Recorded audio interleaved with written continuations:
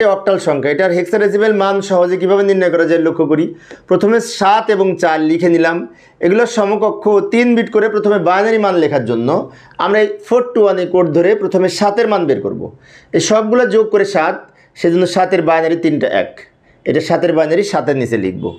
4-এর মান কত হবে? প্রথমে 4 আছে না, 4-এর নিচে 1 হবে, বাকিগুলো 0, এটা 4-এর বাইনারি 4-এর নিচে লিখব।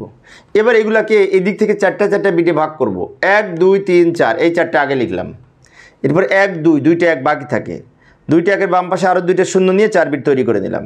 এগুলোর সমকক্ষ হেক্সাডেসিমাল মান লেখার জন্য এই 8421 এই কোড ধরে করতে পারি। এই কোড ধরে যদি এটার মান বের করি তো শেষের দুইটা 1, মানে কি 1-এর স্থলে 1 আর এই 2-এর স্থলে 1, তাই শেষের দুইটা যেহেতু 1, শেষের দুইটা যোগ করে 3 হবে। আবার এখানে প্রথম দুইটা 1, প্রথম দুইটা যেহেতু 1 8 আর 4, প্রথম দুইটা যোগ করে 12 হবে, 12-এর মান C, তাই C লিখব। এবার এই 3C, উত্তর হবে 3C।